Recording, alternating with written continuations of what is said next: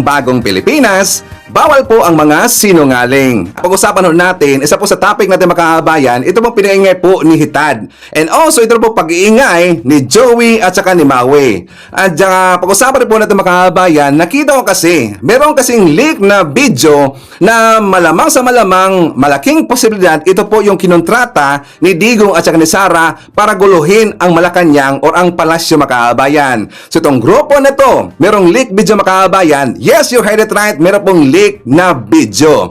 Itong grupo na to, sila po yung mga retired na mga militar na makakabayan. Nagtipon-tipon sila. Pero itong meeting kasi nila, wala kasi ito ipinakita o hindi ito ipinakita doon po sa live po ni Kapitan Dado makakabayan.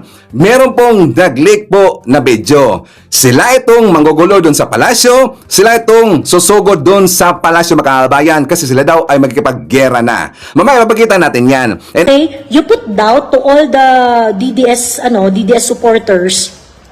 You put doubt on the mind of the people kung nasan ba yung loyalty nila or ano ganyan. In a very very critical time, nag-a-assemble na ang men in uniform.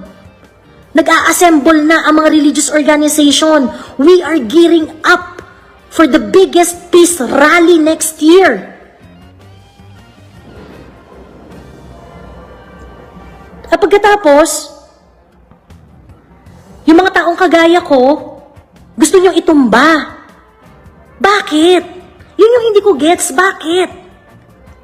o, diba? Siguradong sigurado sila makakabayan. Sabi pa nga ni Joey, siya na mismo itong umamin, naghahanda na yung mga religious organization. Ang ibig sabihin, hindi na po yung INC makakabayan. Kasi di ba marami po mga sabi-sabi ngayon na lumabas na pati daw yung KOGC, naghahanda rin po sila. Kasi gusto sila makipag-merge dito sa gagawing rally po ng INC makakabayan. Totoo ba yan, INC? Makipag-merge sa inyo yung KOGC? Hindi maganda yan eh. Kasi nga, di ba, tingnan nyo yung leader nila, manyakis yun eh. Maraming kaso yun eh, manyakis pa. Gusto nyo makikipag-merge kayo doon, igunggong yung si Kiboloy. Tapos dito pa sa kanyang sinabi, naghahanda na daw yung mga retired makakabayan, yung retired military. Ito na, may kumalat. May kumalat po, di ba? Alam mo natin, nag-post po itong si Pinoy Survivor o si Kapitan Gago makakabayan.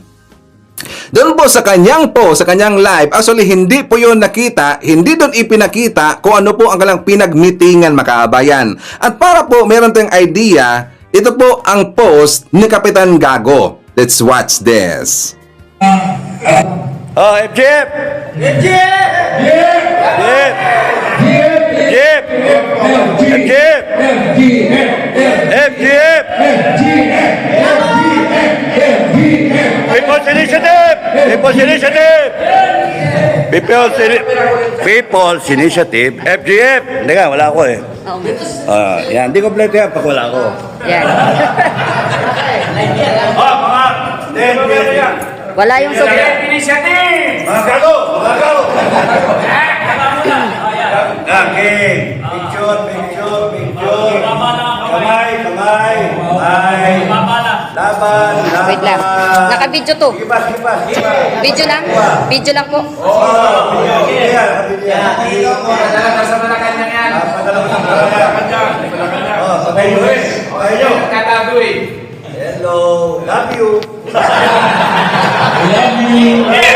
Okay, so yung picture na yung makakabayan, that is after po sa kalang meeting. Ngayon, wala pong pinos itong si Kapitan Dado during sa kalang meeting para hindi po malaman kung ano ang kanilang pinag-uusapan makakabayan. Until meron po isang taong nag-post makakabayan sa kanyang private po na account.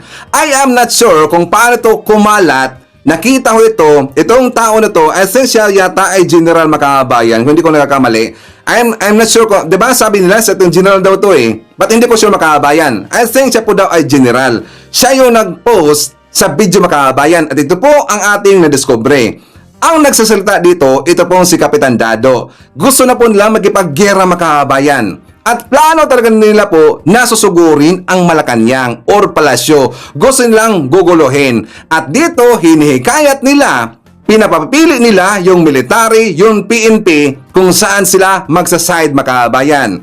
Ito ang ating ebidensya. Magkikilala ako ng revolution. Sige, subukan nyo. Patulan niyo kami. Patulan namin kayo. Hiwalay din ka lang. Kaya nga ngayon, walang kaso eh. Hanggang ngayon, walang ano. Hanggang ngayon, walang... Pero kasi hindi din handa. Pero mo tinatapos ninyo. Kasi na, ayaw nila tayo. Kasi pagka nagalit tayo, baka nga nagalit, ano? Sino ba yung Enrique na? Sino ba yung kapitado na yan? Wala naman sa servisyo. Kita na natin. Gano'n. Ito yung isang... Sa tingin ko, may nasasabi sa malasan niya. Kaya, huwag niyong ginagago yan. Bago yan. Oo, mas bago yan. Okay, bago yun. Gago yun. Huwag ginagago yan. Sa tingin mo, sino ang nasabi kay Bongbong na seryoso? Pero matang, kasi seryoso ito, pagka kami pinunin, pagka kami pinupakan, upakan namin kayo. Hindi kami natatakot sa inyo. We represent the sovereign people of the Philippines. We will call the armed forces to protect the people. That way will come. We will call on the AFP, the PNP, that the sovereign people is commanding the AFP and the PNP. And if you do not listen to us, then the first order that we're giving is Manila. You have a choice. And as I go, you pick a side. The side of the Filipino people or the side of that government you want to defend. Pangat, magnanakaw, abis sa pasolvi, komunista, abis sa konstitusyon. Diyan kayo, and die of them because we will die for our cause. O di pala eh. Let us determine our future. Now, if you want a bloody confrontation, of course not. That's why we have to stay in. We are a sovereign people and we are recalling our justice. And that we do. Sa amin kayo. Kung ayaw nyo, what's the point na nandiyan yung organization at binabayaran yung sweldo? O ayan, tatandaan natin yung mga mukha na yung makabayan. Sila ang may masamang balak dito kay PBBM. Sila ito yung may masamang balak po sa Malacanang makabayan. So diba meron na ho silang pagbabanta po sa AFP plus sa PNP makabayan. Hindi ba yan sedation, DDS? Sige nga, i-correct nyo si Ivan, i-debunk nyo si Ivan. Hindi ba yan sedation? Tingnan nyo, di ba lagi ko sinasabi dito, kapag meron pong claim si Ivan, meron po sinasabi dito ng mga topics, may kasama ho yan ng mga ebidensya. Hindi basta-basta nagsasalita po si Ivan ng mga topics na walang ebidensya. Lagi ho yan sinasabi po ng kapulisan natin. Anything you say will be used against you. Hey, lagi niyang tinatandaan po ni Sir Ivan. Ganun tayo. Anything you say, anything you do will be used against you.